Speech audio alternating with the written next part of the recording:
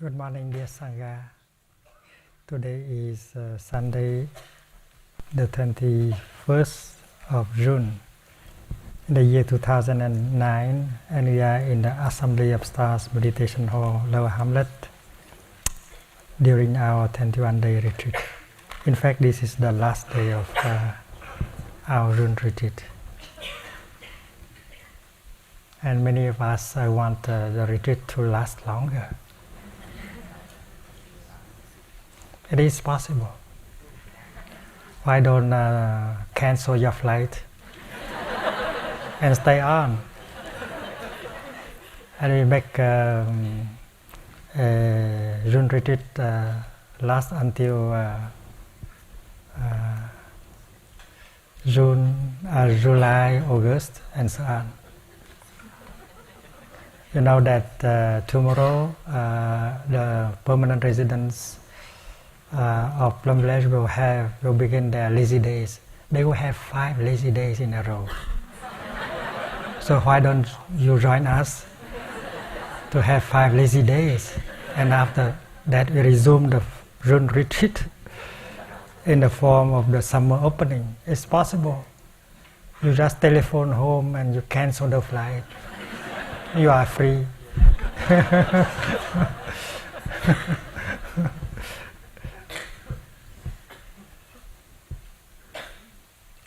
And this year, Thay and a few dozens are supposed to go to America for a teaching tour. And after that, we go back to Plum Village and continue our 21-day retreat.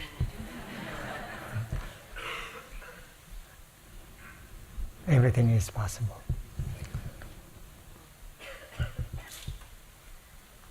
You know that it has been Thay's dream to set up an institute of applied Buddhism in the West. And the dream has been realized. And now we have the European Institute of Applied Buddhism in Germany, very close to Cologne. It's at the heart of Europe. And there is now a monastic community, a lay community staying there and take care of the institute and offering retreats and courses on applied Buddhism. There are many good Dharma teachers there. And Brother Phap An is the Dean of the Institute, Dean of Studies. And Sister Annabelle True Virtue is the Dean of Practice. And we have many other fine monastic and lay Dharma teachers taking care of the institute. If you are a Dharma teacher in Europe or America, you might be inspired to go there and teach a course. You can bring your students. And there will be students coming from countries of Europe, like Germany, like Belgium, the Netherlands, Denmark, Sweden, Italy, and so on. It is in the heart of Europe, the Institute of the European Institute of Applied Buddhism.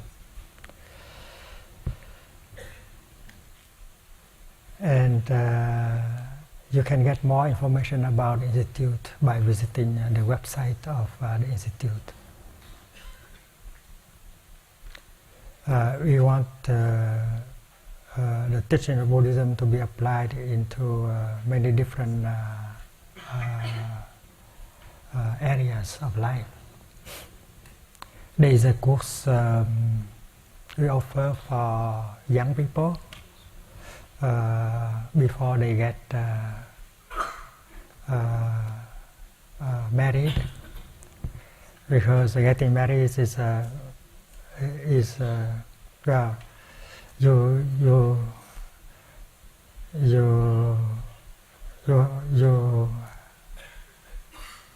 have a lot of risk. So it's good to prepare yourself before you make the engagement. So there is a 21-day course on for the young people who want to succeed in their conjugal life. And our teachers will be able to help them to recognize the seeds in them and in the other person. It's best if both of them can come and attend the course. And then they can initiate it to the practice with a course of 21 days. And of course there is practice. And the residential community there will always be there during the time of practice of sitting, walking, discussion. So the institute is very good because there is a sangha, the permanent sangha, practicing sangha in it. It's not like any other institute. In other universities and institutes there are professors, teachers, but they are not resident. They don't practice 24 hours a day what they teach. So when you come to the European Institute of Applied Buddhism, you encounter the residential community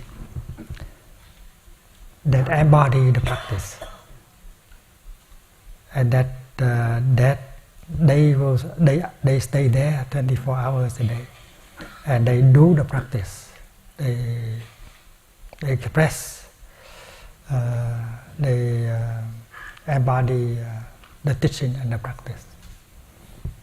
So that is the most important feature of institute, a permanent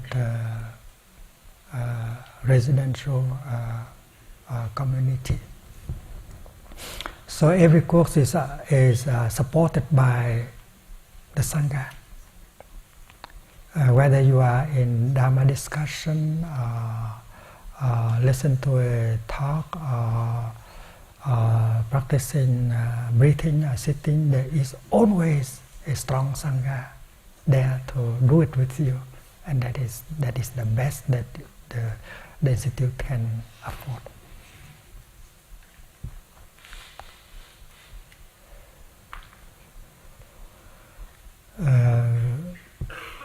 The course on to prepare the young people before they set up a family has the roots in the history of Buddhism.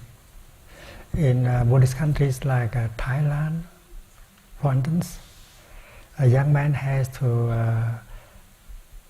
come and practice in the temple for a year or so. It's like a military service. This is a spiritual service. And even the son of the king, the prince, has to do it. Otherwise, he could not be qualified to be a king. So everyone has to be trained sometime in in a temple. And the young lady, when they are asked to marry a young man, they will ask whether the young man has fulfilled that period of time in a temple. Otherwise, they will refuse.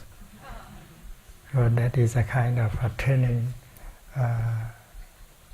that was available in the past. Now the training is become thinner. People come to the temple for a shorter period, but the tradition is still there. So we hope that in the future, in every country, there will be institute that train young people before they can get married. They have a better chance to have a happy family. And then when a young man or a young woman was proposed for marriage, she will ask, "Dear one, do you have the certificate of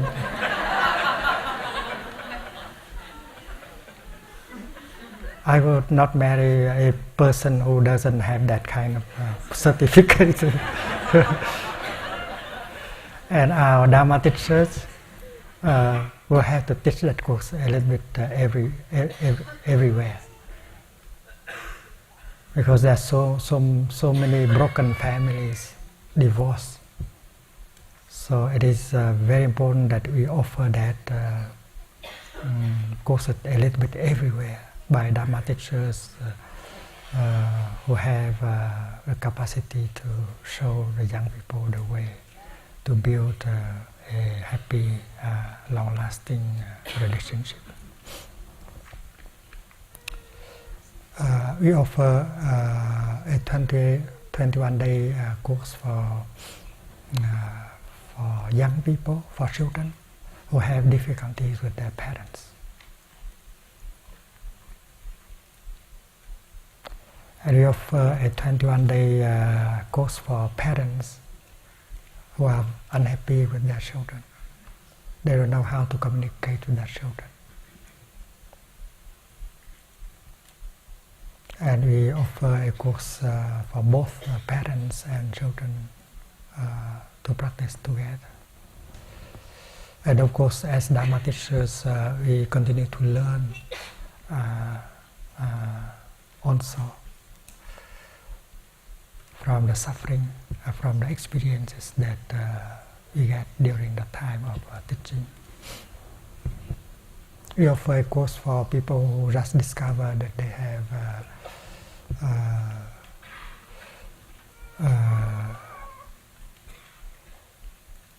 incurable disease like cancer, AIDS, and so on, so that they can accept their sickness. They can live in peace with that and live many years, even if they have that kind of sickness.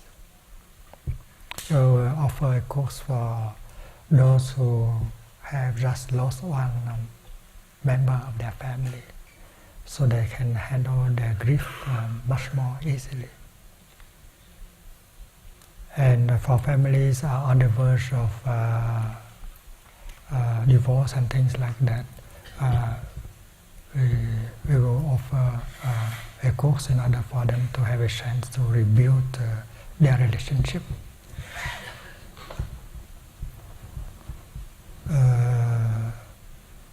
We will offer a course for Sangha building, how to set up a Sangha in your city, so that many people can profit from the existence of a practices Sangha. And Buddhism that is taught in the Institute or Applied Buddhism is not a religion, but a way of life, a way of transformation and healing. So you don't have to be a Buddhist in order to come and learn and practice, because the learning and the practice, they go together. We know that there are many good universities that offer programs of Buddhist studies and deliver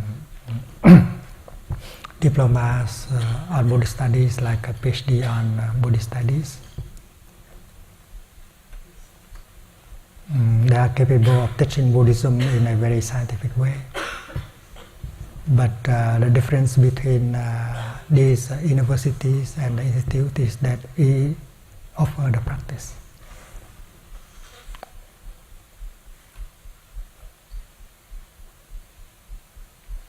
And we train Dharma teachers. And Dharma teachers who get our diploma should show that they have transformed, and not just they have taken a number of courses. No, even if intellectually they have fulfilled the task of learning a number of courses, but on their real life, if they have not shown transformation and healing, they will not be considered to be a real Dharma teacher in our tradition.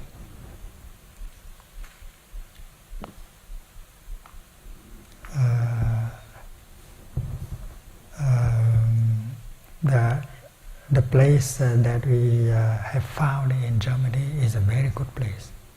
It's a huge place with a lot of land, and the environment is perfect. A lot of trees, and the air is good, clean. The people in the town, they like us very much. They support us. They bring gifts to the monastics and so on. And I'm very glad that we have come there. And we can, when we organize a retreat, we can hold 500 retreatants in that house.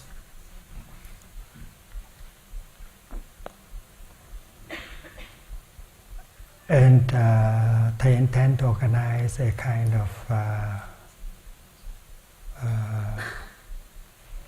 a gathering of Dharma teachers from different countries, like Japan, Korea, China, Vietnam, Europeans, Americans, to come and to stay together 1 week in the institute, and to sit together, to walk together, to drink tea together, and to reflect on the topic as how to offer the teaching and the practice of the Dharma,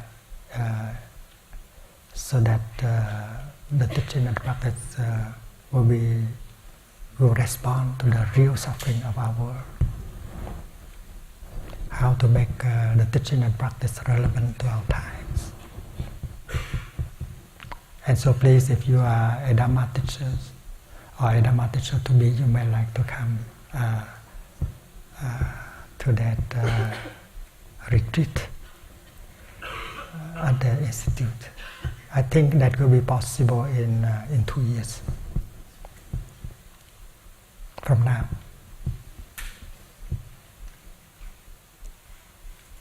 If you are in Europe, not very far from Cologne, please come and visit our monastic and lay community and talk to them, and do whatever you can in order to support them. And I think that our spiritual ancestors and blood ancestors have prepared the place for us. It's a wonderful place, very beautiful, and there are a lot of facilities so that we can fulfill our dream, the European Institute of Applied Buddhism. Applied Buddhism is a new term, and it comes after Engaged Buddhism. Engaged Buddhism is a kind of Buddhism that is practiced all day through, without interruption, When you drink your tea, and if you are really there and drink your tea, so that life and peace and happiness and joy be possible, that is only Engaged Buddhism.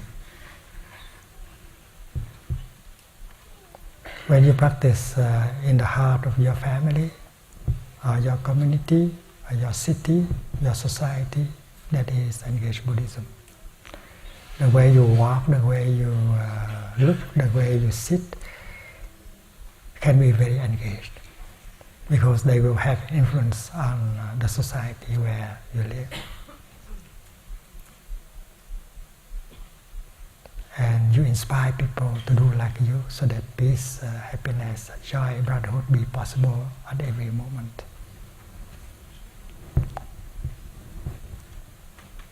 And we know that Engaged Buddhism was born, the term Engaged Buddhism was going during the time where the war was very intense in Vietnam.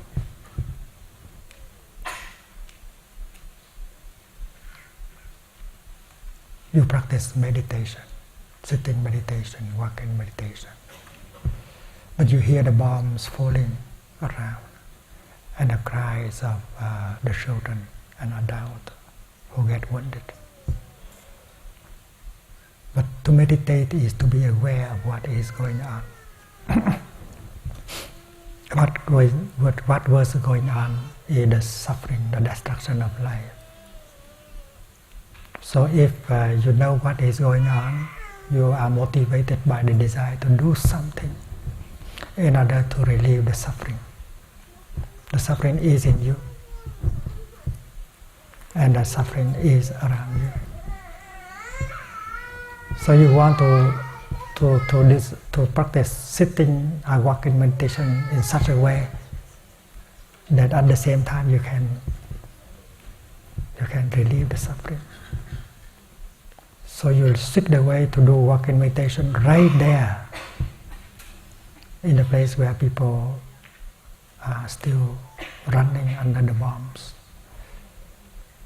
And you learn how to practice mindful breathing while to help care for a child that has been wounded by the guns or the bombs.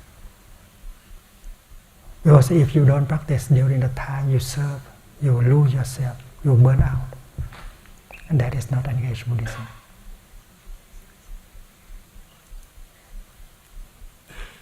So Engaged Buddhism is born in such a difficult situation, where you want to maintain your practice while responding to the suffering. If you don't maintain a spiritual practice, you cannot do very long. You cannot last very long. And that is why you learn how to breathe, how to walk, how to release the tension in order to continue for a long time. And that is the roots of Engaged Buddhism. Engaged Buddhism means Buddhism socially engaged. Buddhism that is present everywhere and at any time.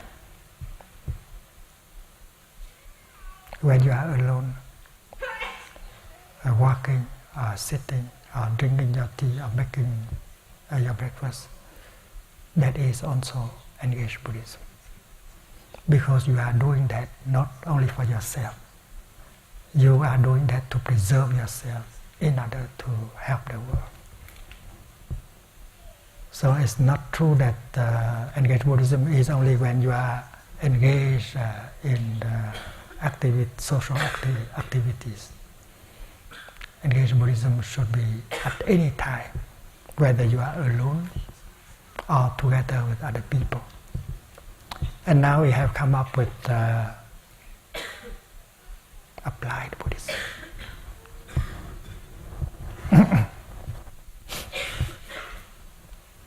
So applied Buddhism is Engaged Buddhism, the continuation of Engaged Buddhism.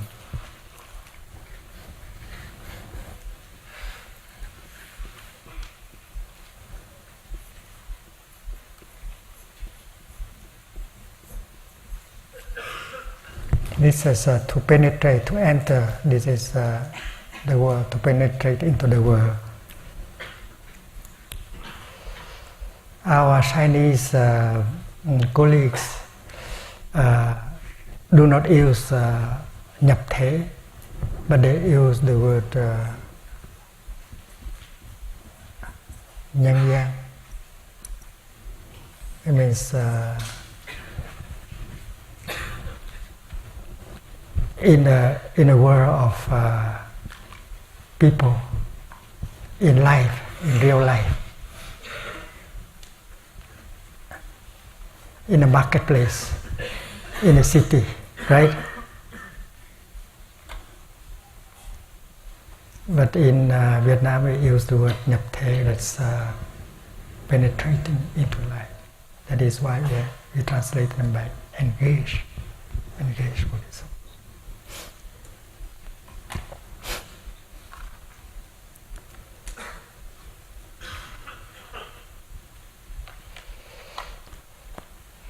So engaged Buddhism is our Buddhism.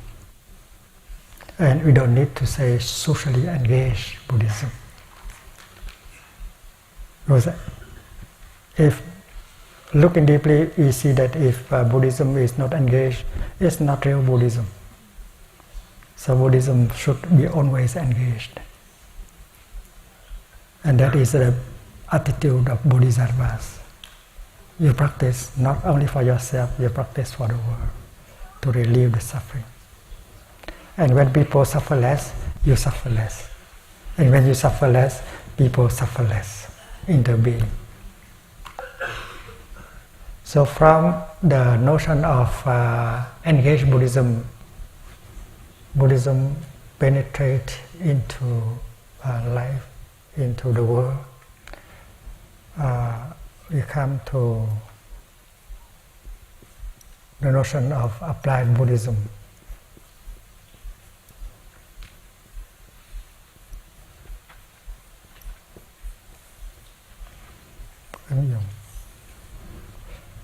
The word applied has been used in many areas like applied mathematics, applied science. So Buddhism, that is something that can be applied in every circumstance in order to solve the problem, to shed light on the situation. We know the way in order to handle a specific situation, to handle the way in such a way that suffering can be relieved. And the way we handle should be the way of compassion and understanding. And that is the essence of applied Buddhism. So when we look deeply into the nature of ill-being, we see problems like tension in the body, tension in the family, tension in the feeling, in the emotion, tension in international relationship. We ask the question, what can Buddhism do in order to release the tension?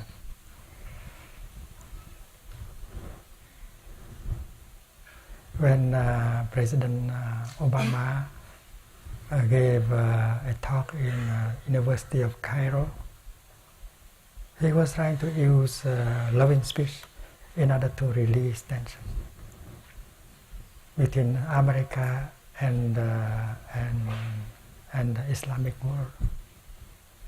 And that is Buddhism.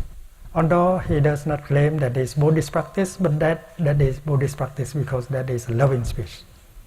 Talking with humility, recognizing the values of Islam, and recognizing that there is a lot of goodwill on the part of Islamic people,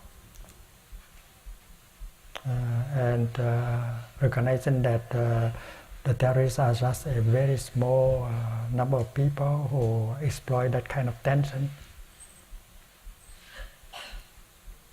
So that kind of loving speech belong to the Eight Noble Path that can release the tension on international affairs. And there is tension in our body. The practice of deep relaxation and releasing the tension in the body is applied Buddhism. Because the tension accumulated in our body will bring about a lot of sickness, disease. So the Sutra on Mindful Breathing, presented in 16 exercises of mindful breathing, is applied Buddhism. And we should be able to apply the teaching of mindful breathing, of the Sutra of Mindful Breathing everywhere.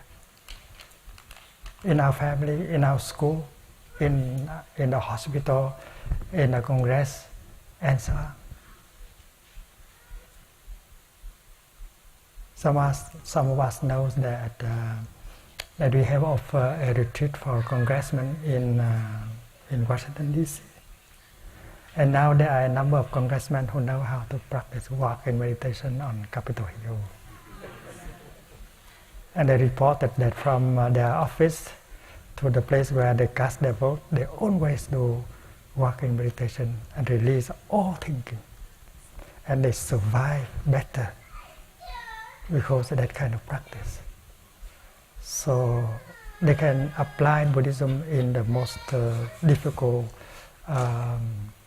situation. So applied Buddhism is a good term.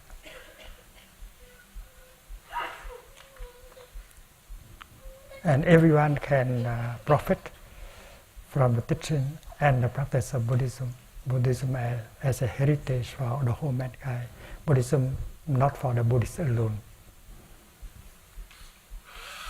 And you can tell them that Buddhism is made of non-Buddhist elements.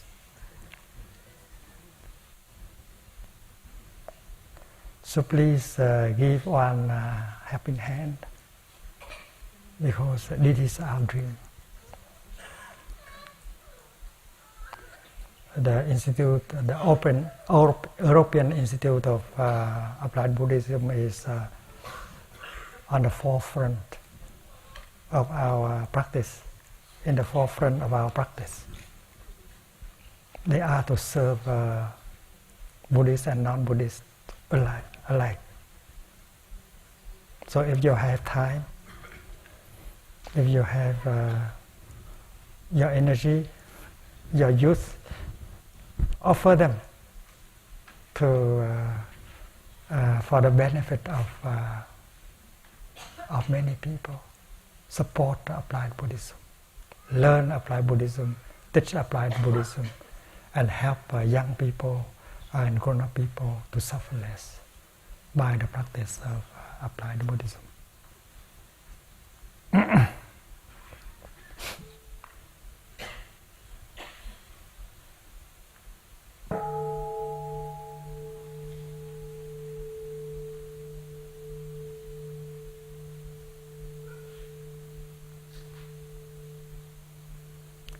We have invested many good people there, like Brother Pháp Ấn,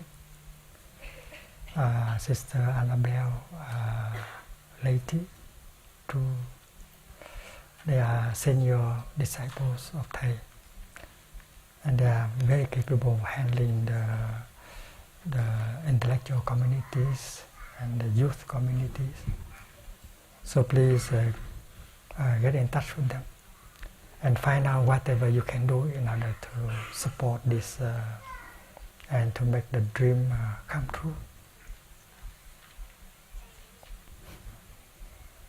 Next June we will have a 7-day retreat there, and we risk not having enough place for everyone, because it is in the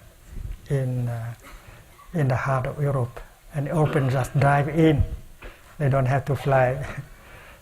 And there will be maybe many thousand people for the retreat. We don't know, but we are glad that there is a monastic and lay community there with their strong, solid practice and taking care of the institute, and continue to offer days of mindfulness, retreats and courses. They are also invited to give the teaching at the town hall, in high schools and so on.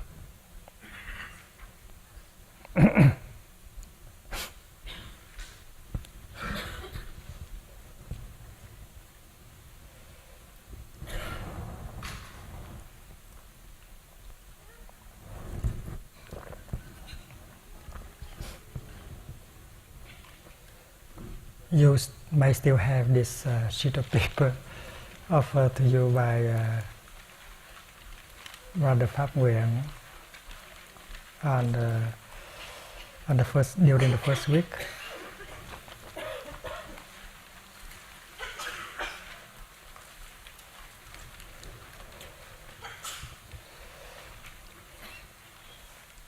Please look at the number 4 in English.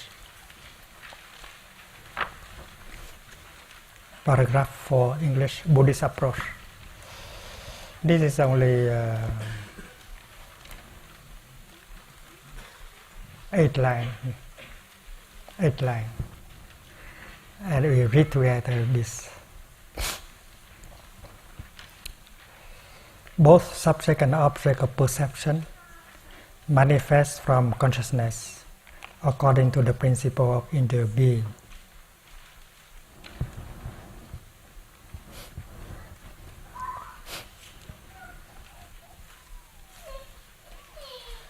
This is a real Buddhism. This is a deep Buddhism, not the kind of popular Buddhism.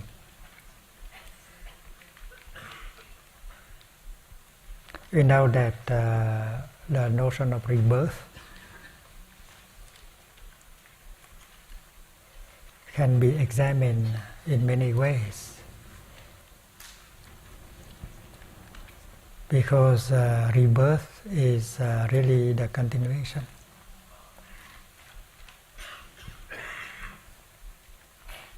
There is continuation, but continuation in the light of interbeing, continuation in the light of no birth and no death, continuation in the light of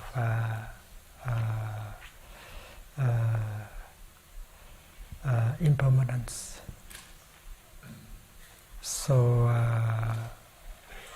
the question is whether we continue to be after the disintegration of this body has been asked by so many people.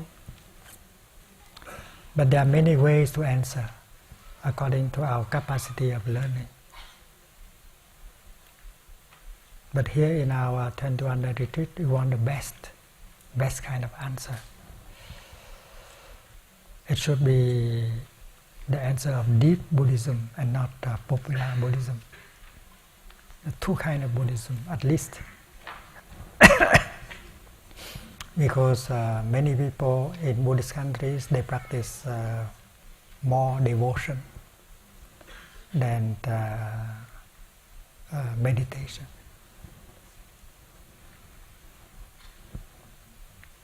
So the understanding of rebirth, next life, is quite different. But here we have to use deep Buddhism, the kind of Buddhism that can go together with science and that can give us total satisfaction.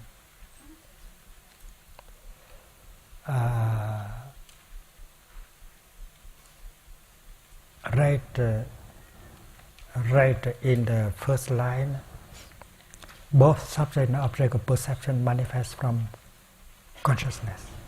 This is a very important in Buddhism. This is a basic teaching of Buddhism.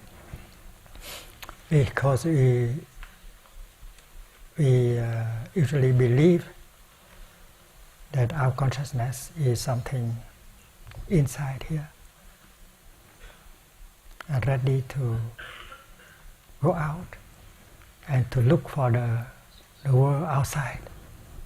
There is an objective world outside, and there is the subjective world inside, consciousness and object of consciousness. Right in this sentence, we learn that one of the things we should do is to transcend the double grasping. Double grasping.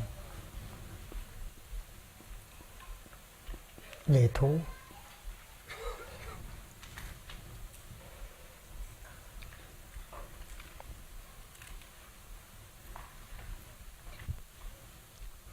Graha is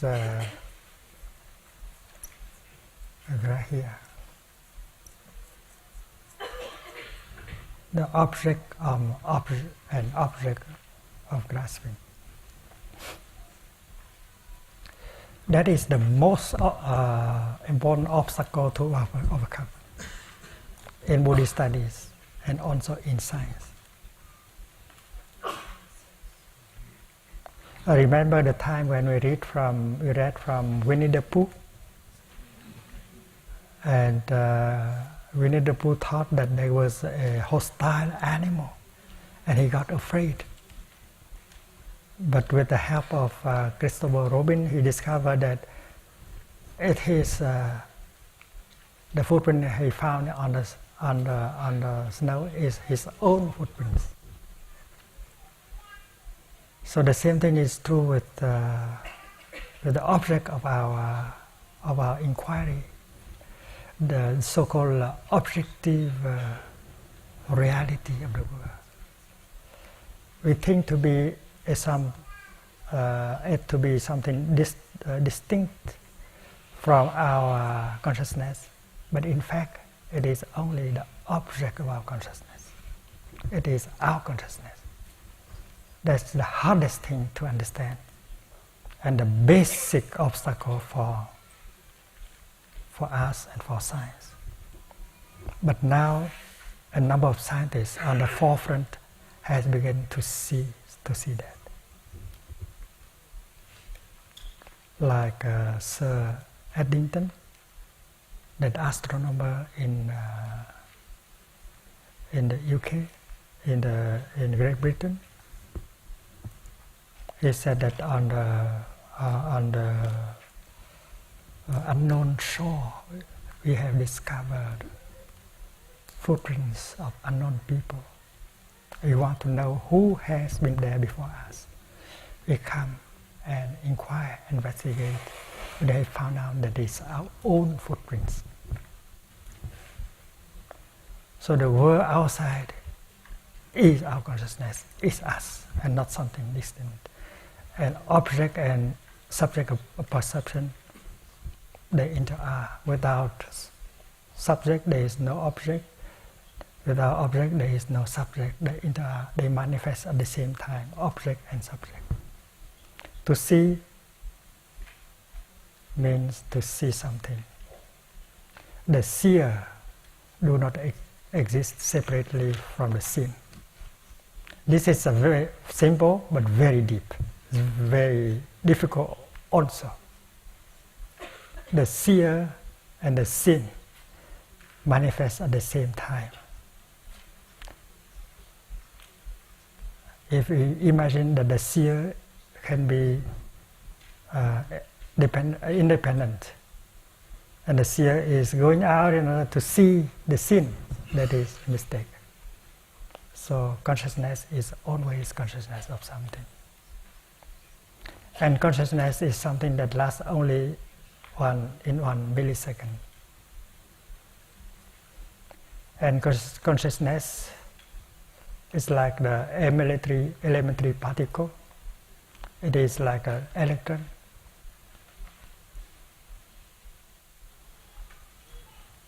Its nature is non-local. Non-locality is the word used by scientists of our time in quantum physics. An elementary particle can be at the same time everywhere. and that defied our imagination. We think one thing should be there and could not be several places at a time. But in fact, scientists have responded and have agreed with each other that an elementary particle and electron can be at the same time here and there. It can be at the same time this or that. It can be you, it can be I, it can be me. It can be here, it can be in North America or Asia.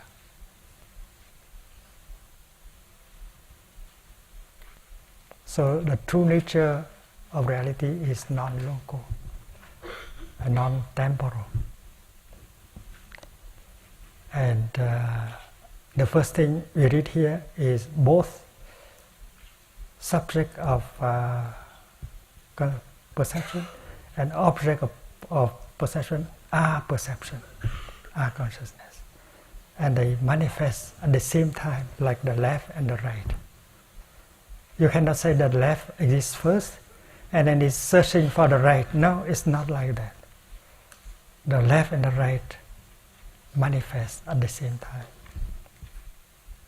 And that is why many philosophers, many scientists have said that the nature of consciousness has a kind of cinematographic nature.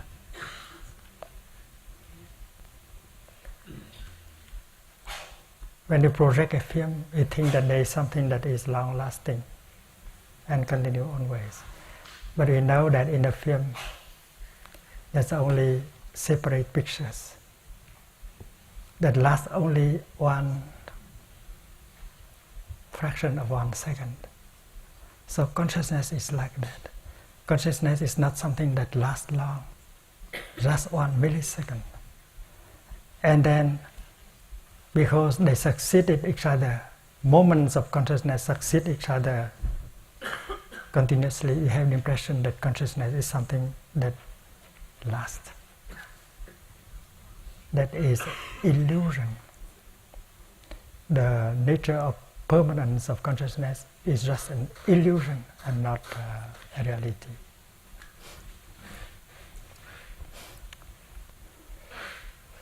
Consciousness is of a cinematographic nature. It's a flash only. We cannot grasp because it is not something that can last very long. But because there are moments of consciousness that succeed each other always, we have the impression that consciousness is something long-lasting. It's like a flame on the tip of a candle. You think that the flame is the same flame, but that's not true. There's a succession of millions of flames, one after another, that give the impression that it is always the same flame. The flame of this moment gives rise to the flame of the next moment, and the flame of the next moment give rise to the flame of the next moment. Things exist only in one jhana, in one millisecond. And that is true not only with consciousness, it is also with our body. Because cells do die in order to give rise to other cells. And in a month, all our cells will be different cells, new cells.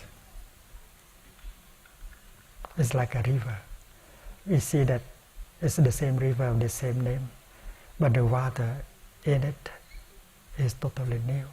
It's not the same water. You cannot swim twice in the same river.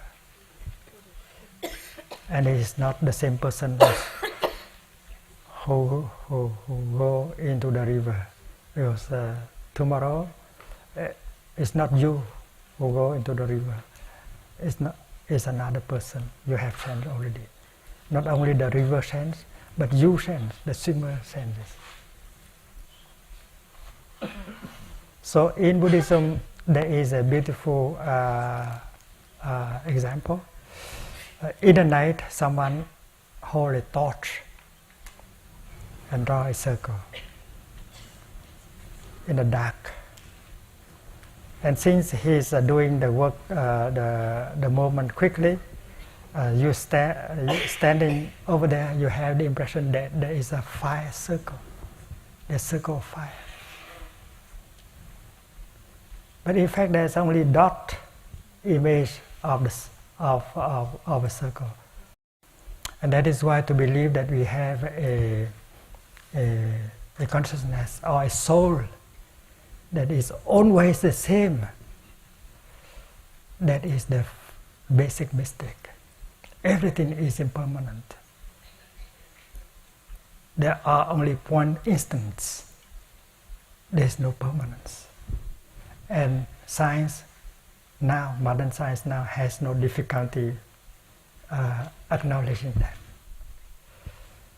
Modern science is capable now of acknowledging point instant impermanence.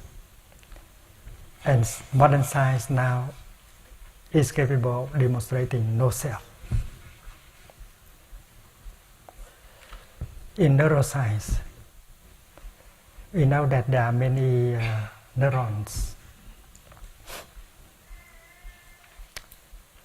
and they communicate with each other very well, permanently, and they do things together. There is no leader,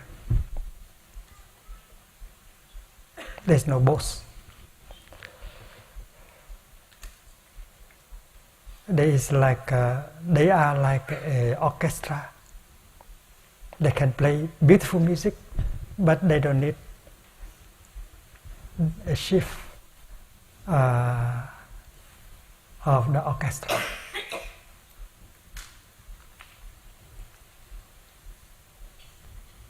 So in our body it's the same. Our body is made of many cells, and there is a coordination, is a synchronism among the cells. And they don't need a president of all the cells in order to give the order, in order to make the decision.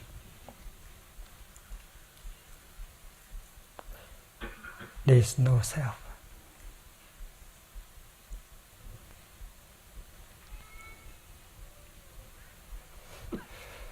And if scientists they know how to maintain that insight alive,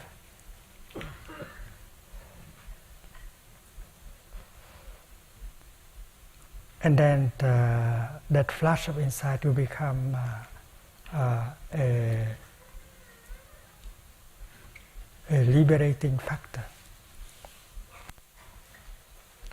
Because if you just accept that as a notion, that is not enough to liberate you from your fear, your desire, your despair. So no self, impermanence as a notion is not very helpful. Only to maintain it as a samadhi, long-lasting insight, that you can get liberation. That is why samadhi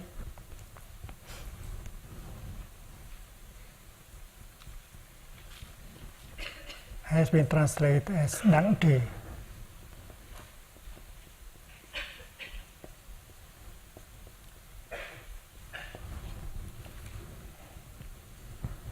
You maintain it like that.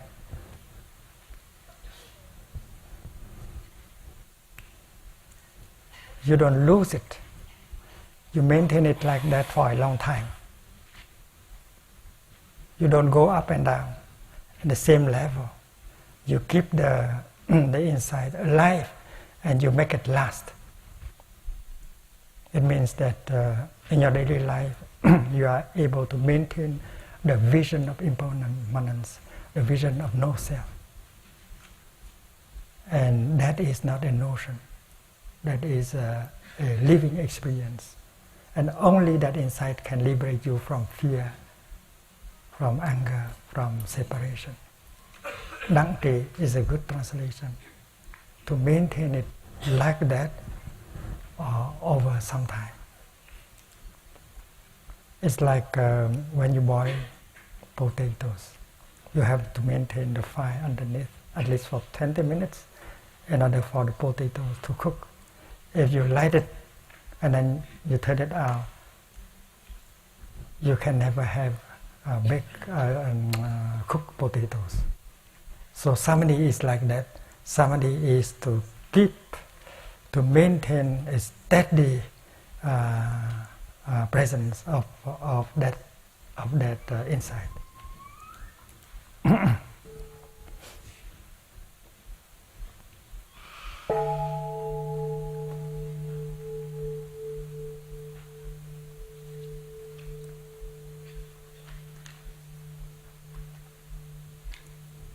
So scientists are capable of finding no self and impermanence. But what they need is Dante, samadhi, to maintain that throughout the day. And they will be discovering a lot of things. And that is why you have to help them. Because now they rely only on sophisticated instruments. But they need the tool of mindfulness and concentration, samadhi, in order to go further, to discover more. And that is why it is possible for a collaboration between practitioners of meditation and scientists to discover more about ourselves, both object and subject of consciousness.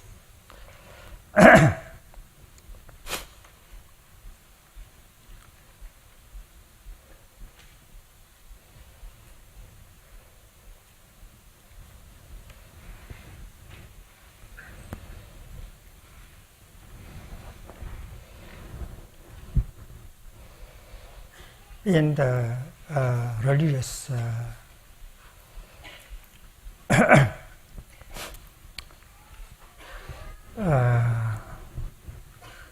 in the traditions of religion, we tend to believe more in something long-lasting, like the soul. We know that in Buddhism, the notion of soul does not exist. You can call consciousness, you can imagine, you can identify consciousness with soul. You may even call consciousness your soul, with the condition that you know that its nature is only a cinematographic nature. Your consciousness is made of one instant flash manifestation. And if you understand like that, you are free to use any word, including soul. But if you use consciousness, you think of consciousness as something long-lasting, even the word consciousness is wrong. Consciousness, as well as object of consciousness, they manifest in such a way that look like cinema. And people in quantum physics, they begin to see clearly. So when we tend to believe that consciousness is permanent, the soul is permanent, and only the body perish, the soul continue like that for a long time, to go to the heaven or to go to the hell. That is the belief in eternalism.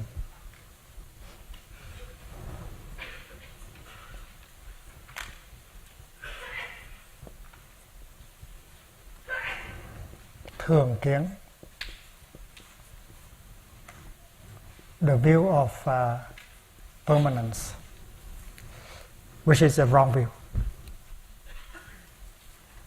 because Buddhism proposes impermanence, and impermanence goes well with science, because science also acknowledges that everything is impermanent. They exist only in one flash. So that applies not only to consciousness, but to the world which is object of consciousness. And you see that in elementary Buddhism we learn that Dharma with a capital D is the teaching of the Buddha. But Dharma with a simple D, it means object of mind, object of mind.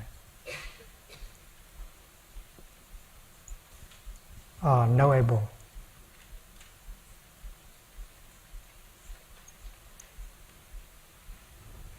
Object of mind. So we know that the world is first of all object of mind. That is something you can be sure of. And whether the world exists by itself, alone, we cannot be sure. But we can be sure that it is the object of mind. The sun, the moon, the earth, the cosmos, the galaxies, they are all objects of mind. And our body also are object of our mind. And our mind also is object of our mind. So there is possibility to investigate on the object of our mind. And when we understand the object of our mind, we understand our mind. Because the mind and the object of mind, they inter-are. One cannot be with the other. So a right view should transcend the view of eternalism. So a permanent, immortal soul is something that cannot be accepted either by good Buddhists or good scientists.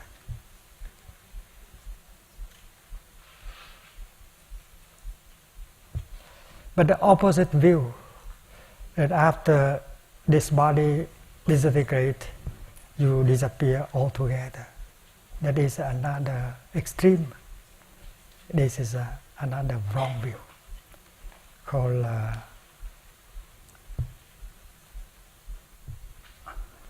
alienation.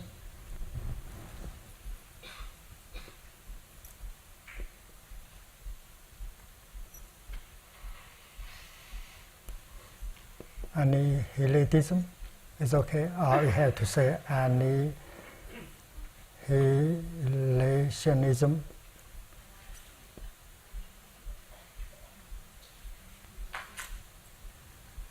Which one is good? Second one? Annihilationism. So this is one is good.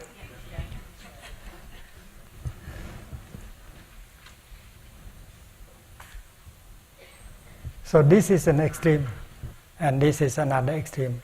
This is a wrong view, this is another wrong view. To say that you disappear altogether with your body is a wrong view. It's called a đoạn kiến.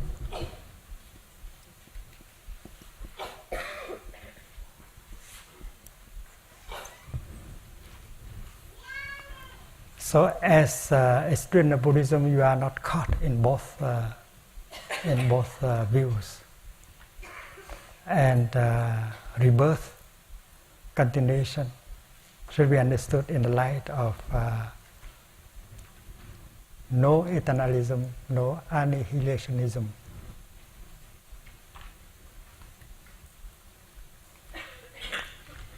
So the popular, the Buddhism of devotion, popular Buddhism may believe something, may adopt a more eternalistic approach. They think that after the disintegration of the body, the soul remains the same and will penetrate into another body, an animal or a tree or a squirrel, a deer, another person. That person may be white, maybe black, maybe brown, and so on. So that is naive if we stand from the viewpoint of right view.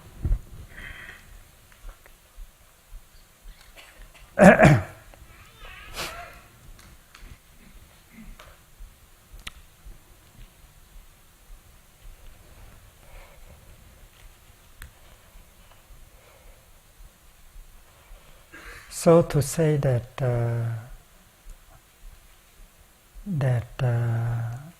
after we die, we continue the same person in different forms of life,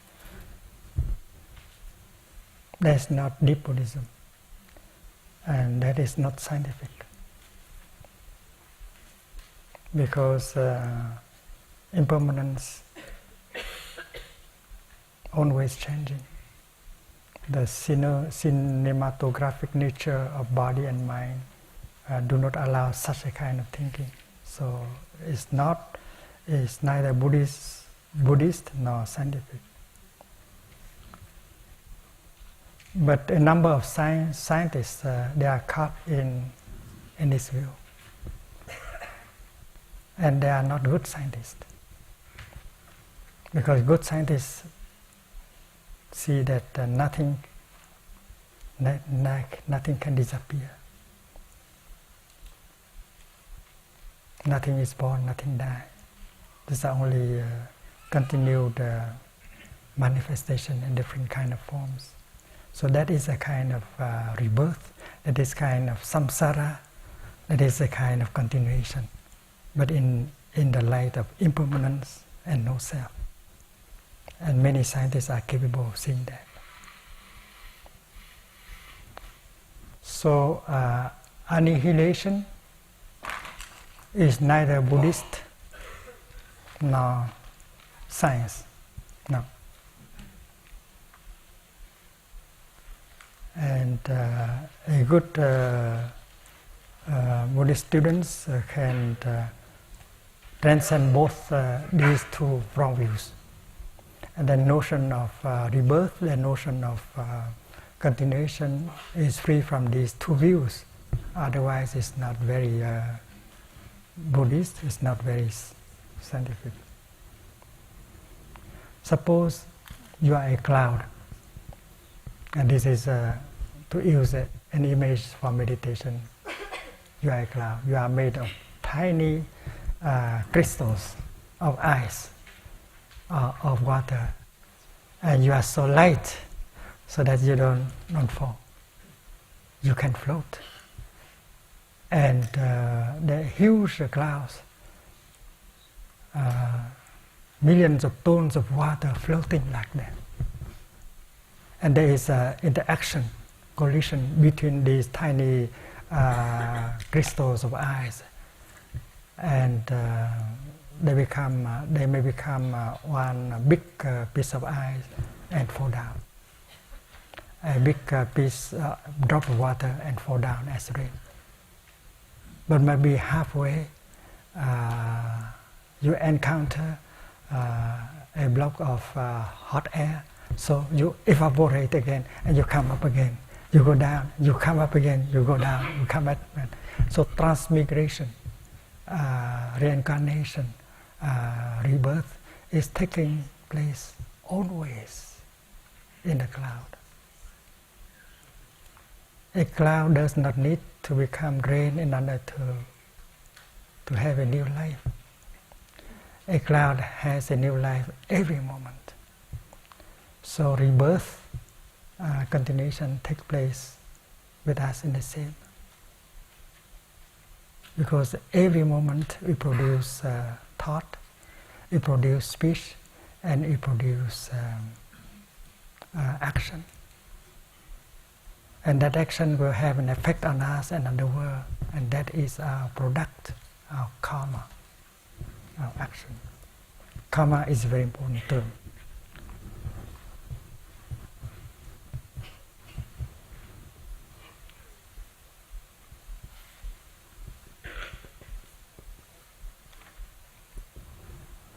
So look at that cloud, and if you think that that cloud just float and is the same cloud, that's not true.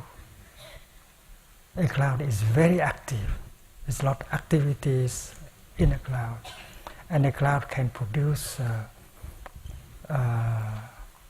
very powerful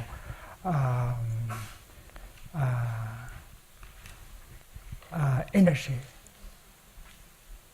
The electric light produced by a cloud can destroy many things, can go very quick. It's hotter than the heat created by a cloud is hotter than heat in the sun.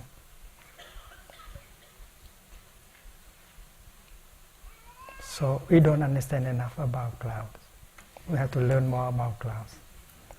And clouds are impermanent, and a cloud is very active. And birth and death, continuation, rebirth and rebirth, and birth and rebirth continue always, every moment in the cloud. And that will be helpful because we are like a cloud. In fact, there's a lot of cloud in us. And we continue to drink cloud every day.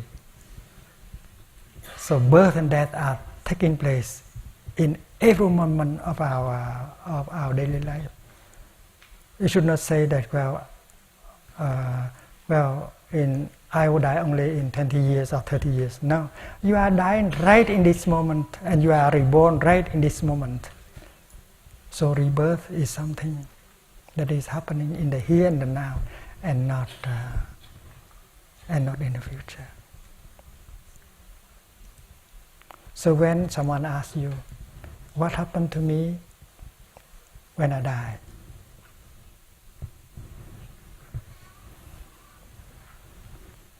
And you may help him or her by asking back a question, what happened to me in the here and the now?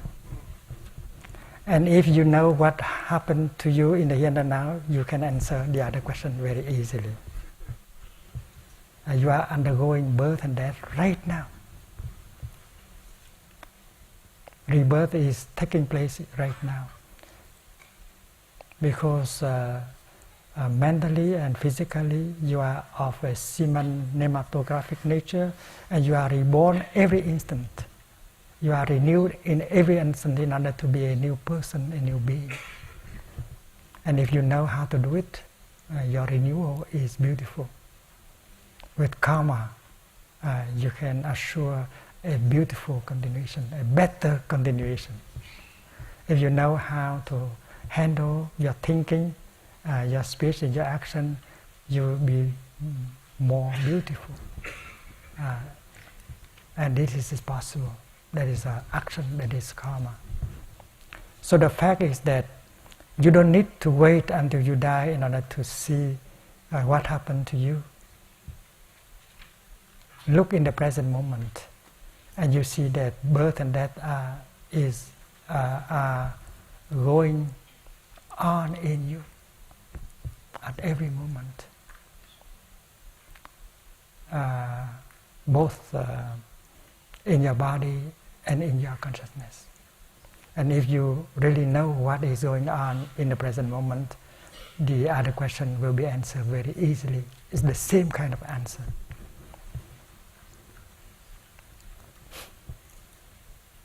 Every moment of our daily life, there is input, there is output.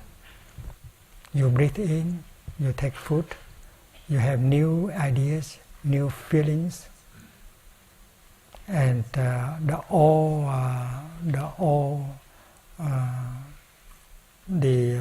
is output also.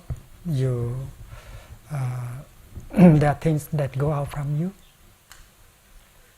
in terms of body, urine, air, water, and so the cosmos is going through you and renew you, and you are returning other things to the cosmos. You are renewing yourself at every moment. So birth and death does not wait. It is happening now, in the present moment. Suppose one part of the cloud is able to transform itself into the rain and fall down and become part of a river. And the rest of the cloud was looking up from the sky and see its continuation down here on earth. And it can have a good journey down there. I enjoy up here, but you, part of me, I hope you enjoy down there. To be floating up here is nice, but to be flowing down there is also nice. So you are both up there and in here. That is our cloud. And as a human being, we can see that too. I can see myself in my students and my friends.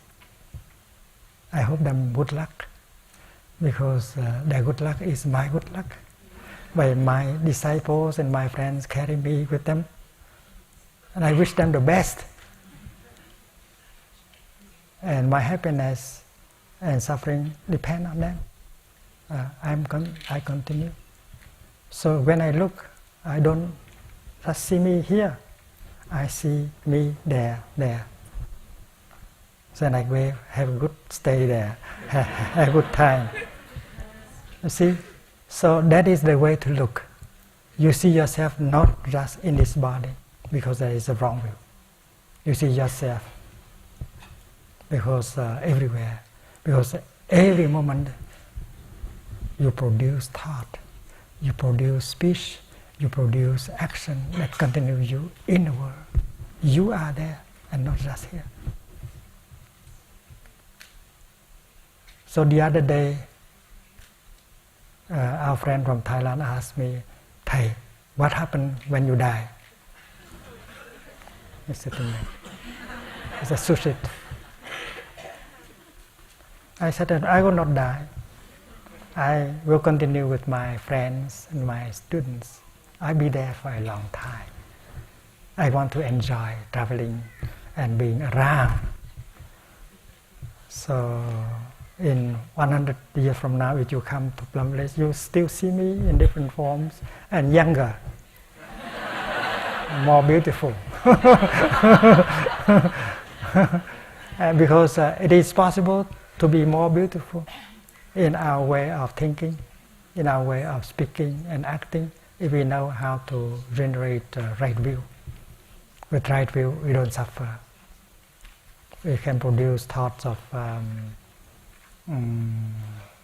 compassion, understanding, forgiveness, and we feel light within us, and we heal the world.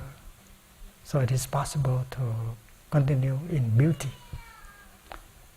So a cloud can do the work of self-purification up there, so that when it becomes snow or river, it is beautiful. It is possible.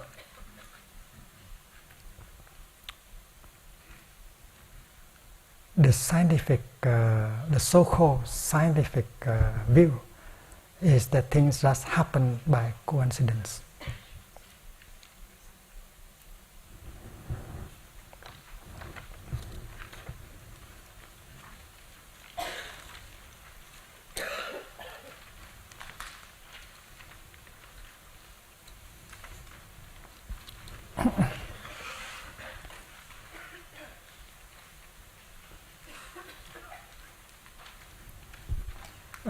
Written by Bertrand Russell, number 2.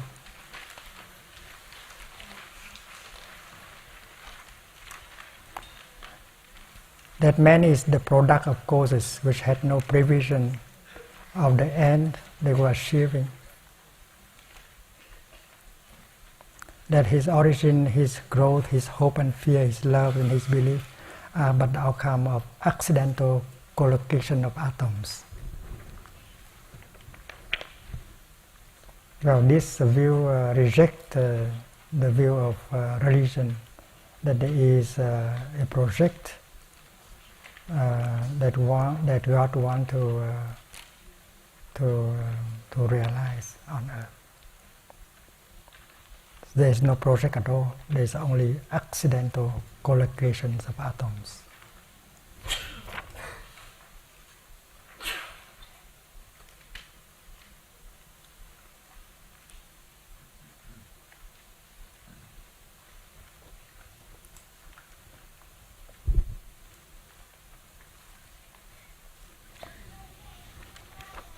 So there is no God, according to this view, so-called scientific view. There is no God.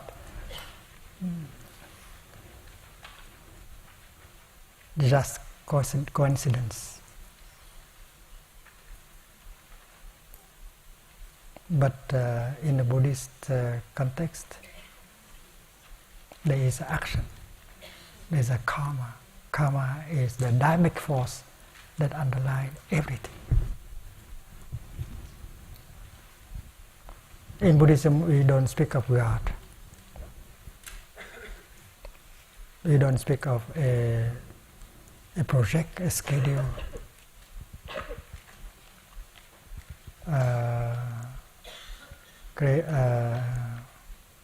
made by a God.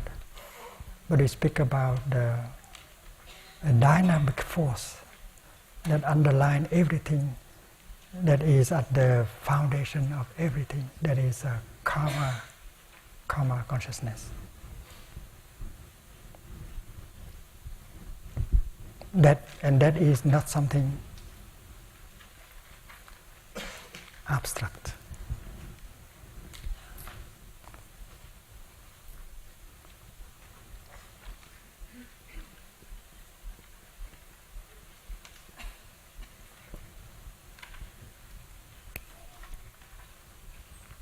We have begun our 8th line with the notion that both object of perception and subject of perception, they are perception, they are consciousness. Both consciousness and object of consciousness are manifestation of consciousness, and consciousness is a dynamic force behind that push, that is at the base of manifestation into living beings and the world. In the Buddhist insight, the world is a manifestation of consciousness in terms of subject of consciousness and object of consciousness. I don't think that scientists have difficulties to agree with this. In fact, many of them have begun to agree that the cosmos is a manifestation of consciousness. Consciousness as subject and object of consciousness. And as a scientist, you cannot stand outside as an observer. In order to really understand, you have to be a participant.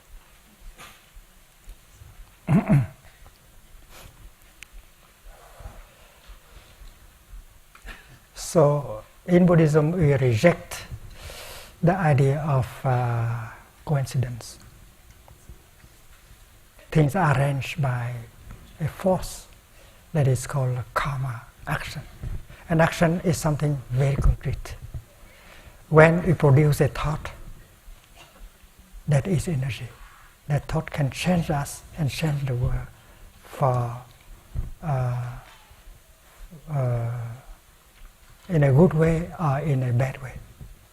If it is right thought, if that thought is produced in the line of right thinking, then it will have a healing, nourishing effect on our body and on the world.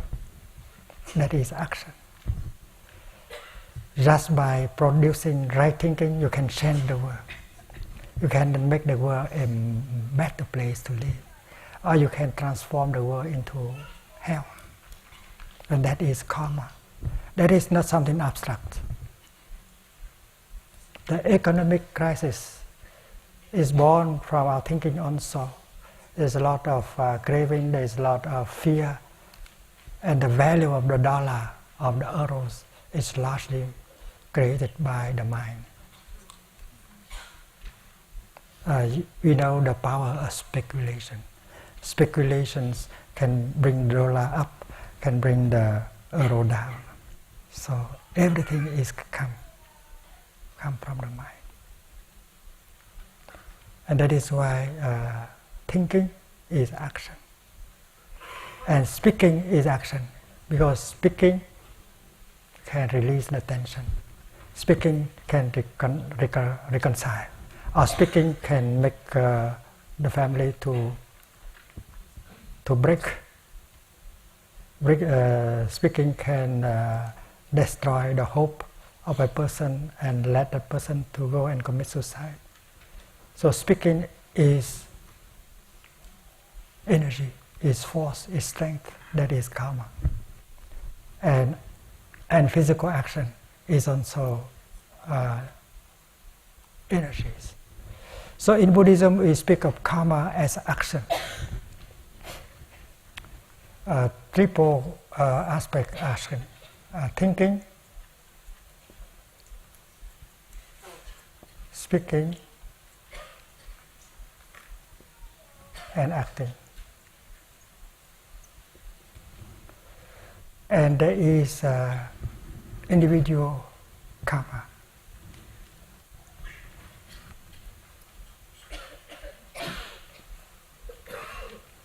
Individual karma that has an effect on everyone.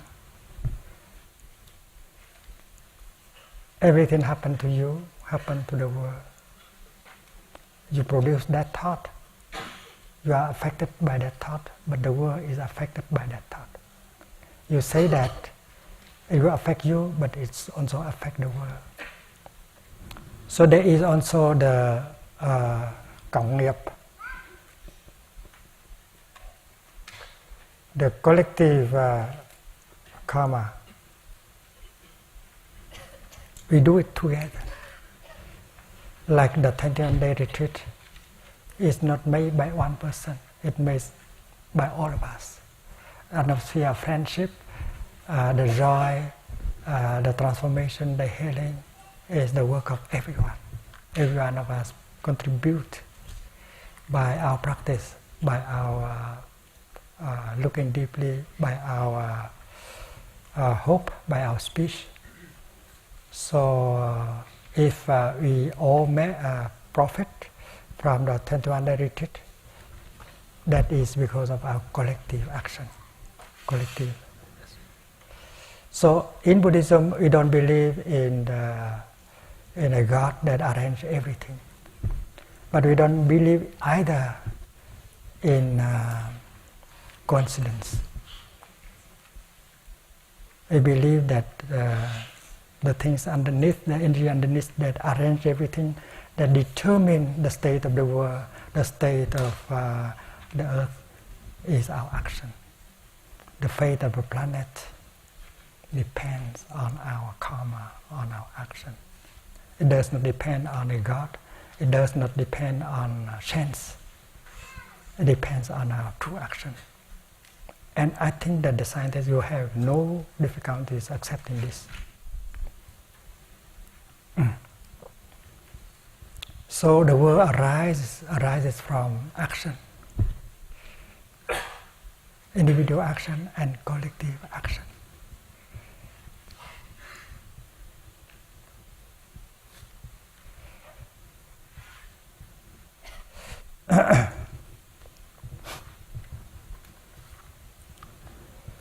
Both subject and object of perception manifest from consciousness according to the principle of interbeing.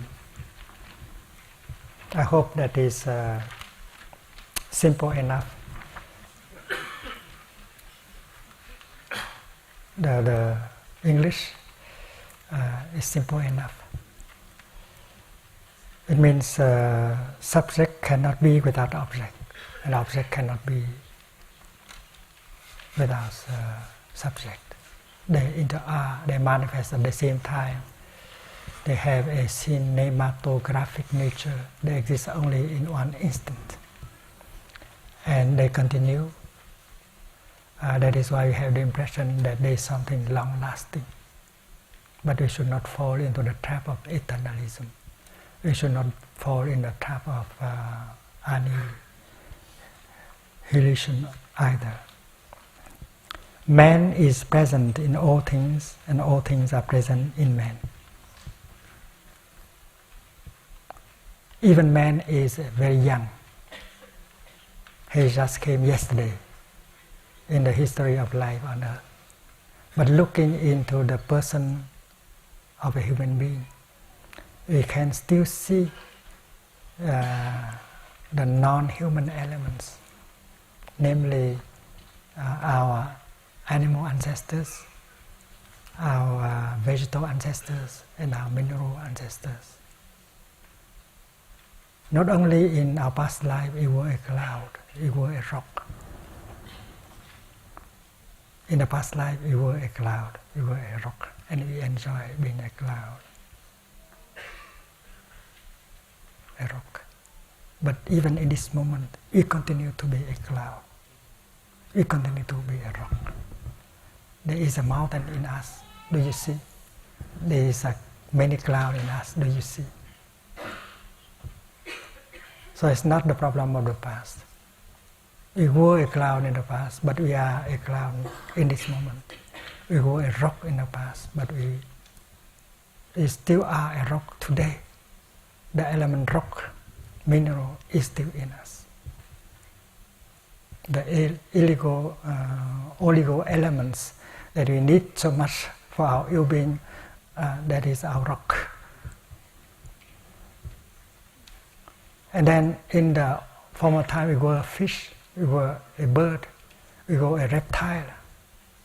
That is true that our ancestors and our ancestors are fully present in the here and the now. And we continue as a reptile. We have many reactions that belong to the species of a reptile. We have still many ways of reacting, like the way of a bird or of a fish. We want to say that we are created by a God in the image, in His image. But in fact, we have many ancestors. When a fish swims happily in the water, it's very proud of his talent of swimming, and a fish has the right to say that God is the most wonderful swimmer in the world. You see, a fish has the right to say like that. God that has created me as a fish, He must be the best swimmer in the world.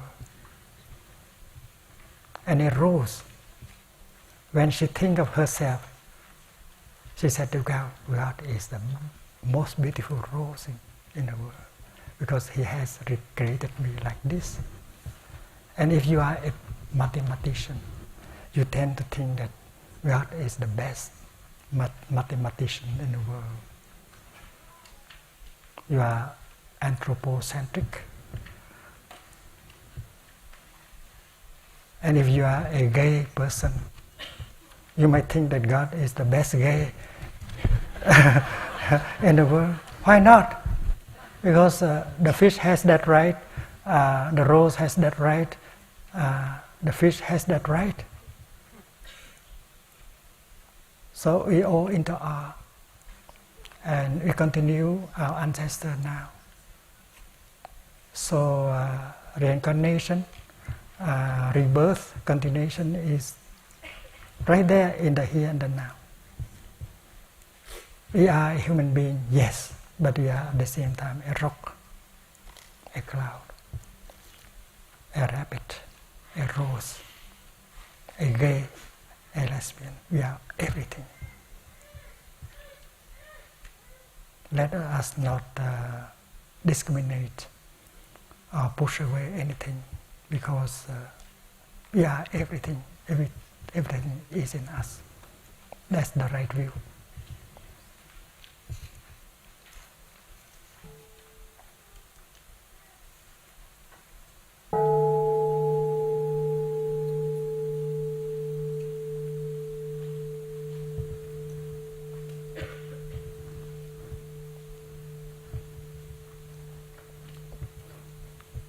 So if we see that everything is in man and man is in everything, we know that to preserve other species is to preserve ourselves. That is deep ecology. That is the teaching of the Diamond Sutra. That is interbeing. And interbeing is the deepest notion of deep ecology. And a good Buddhist should be an ecologist, trying her best to preserve the environment, because preserving the environment is to preserve yourself. Man contains the whole cosmos.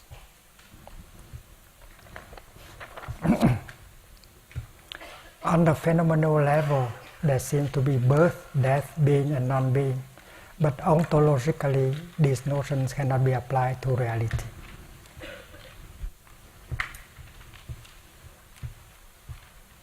So rebirth should be understood in that. Birth and death are just notions.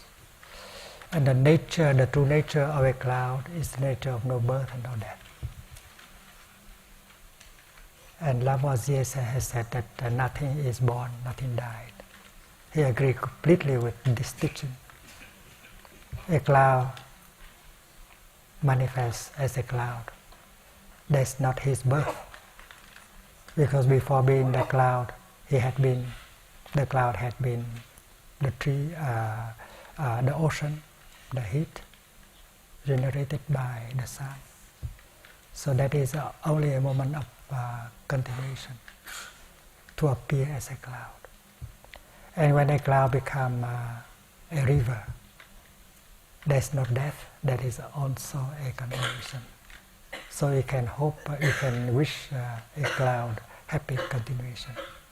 We can wish each other happy continuation, beautiful continuation.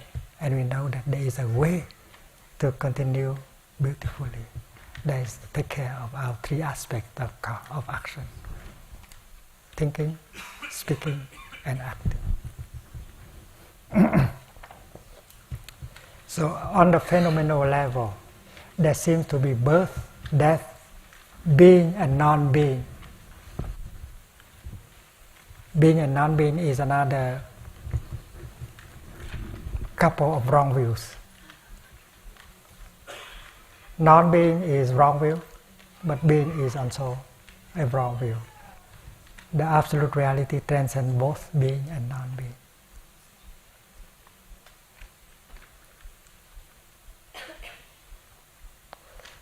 Before you are born, you did not belong to the realm of non-being. Because from being, non-being, you cannot pass into being. And when you die, you cannot pass from being into non-being. It's impossible. So to be or not to be are both wrong views. To interbe is better.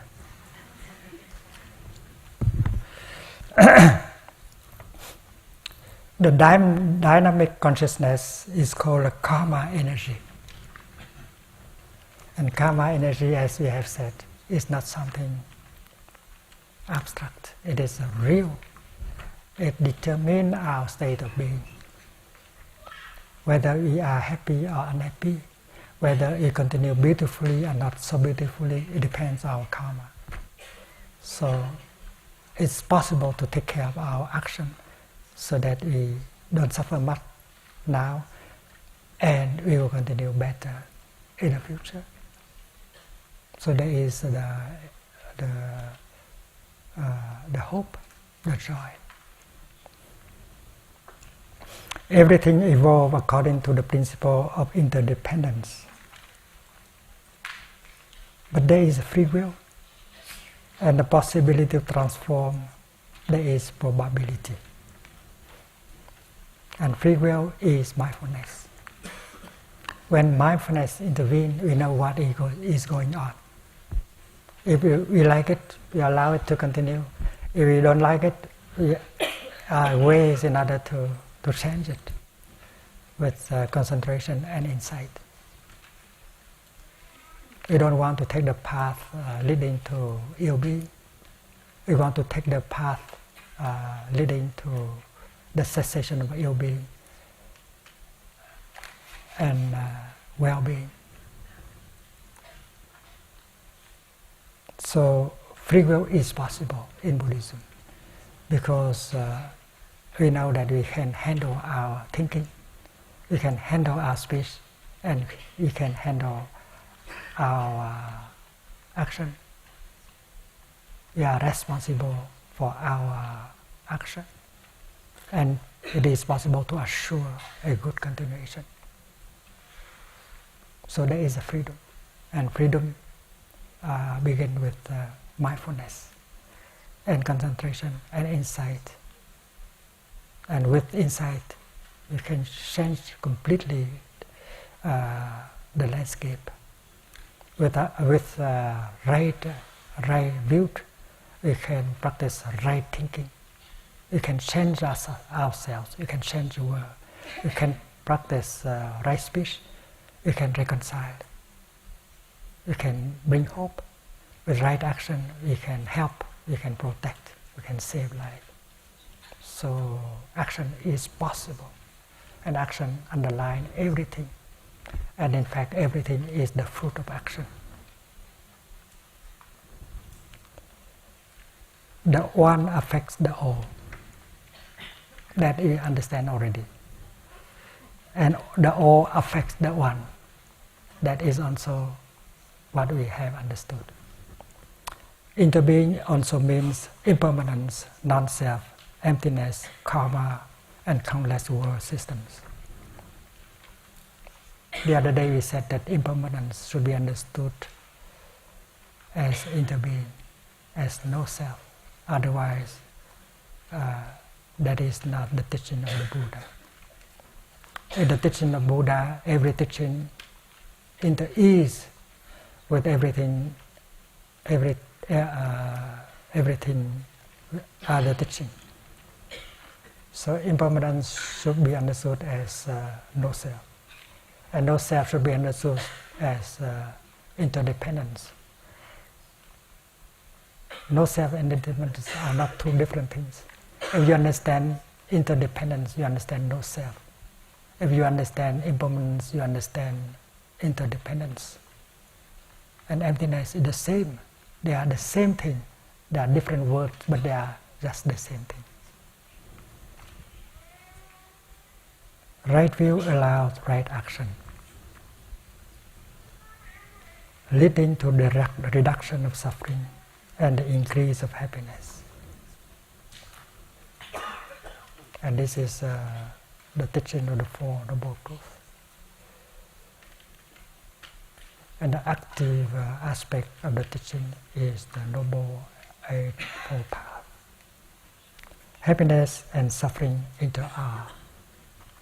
We should not be too naive to run away, to try to run away from suffering, because we know that a deep understanding of suffering can bring about insight, compassion, and understanding.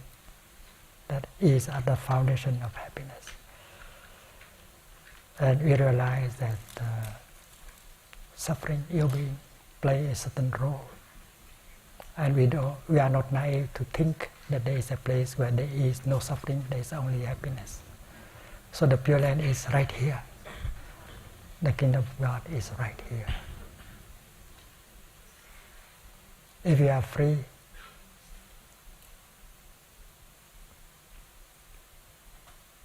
and then we can recognize the Kingdom of God in the here and the now. The treasure spoken about in the Bible is there, right there, in you and around you, because you belong to the kingdom. You need only a flash of awakening, enlightenment, in order to realize that what you are looking for is already there, the Kingdom of God. No birth and no death. happiness and suffering into are. And please remember the mud and the lotus. Without the mud, you cannot make the lotus. So we should not be afraid of suffering. We know how to handle suffering. We know how to handle the garbage in order to make compost and nourish the flowers. This is why we can accept this world with all our heart. We don't need to go anywhere else. This is our home. And we want to manifest again and again and again in order to make this home more beautiful with good action. The ultimate reality transcends notions of good and evil, right and wrong. And that is the absolute criteria for Buddhist ethics.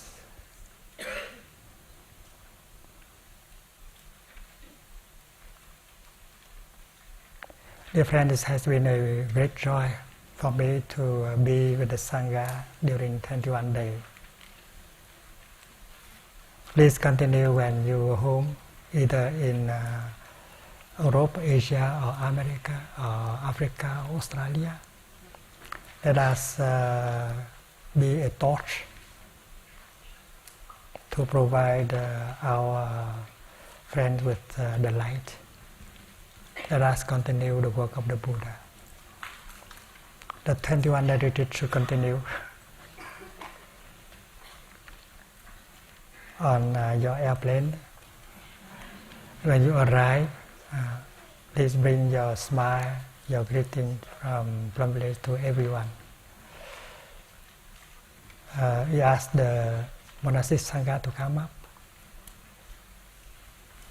Let us offer a chant and invoke the great Bodhisattvas to protect all of us so that we can continue our noble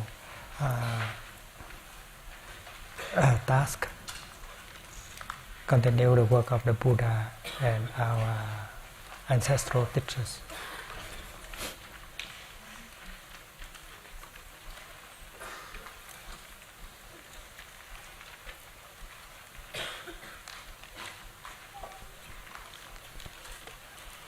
Buddhism in 8 lines. It's not difficult, you see. It's not difficult. And that is deep Buddhism. Only 8 lines, less than 8 lines.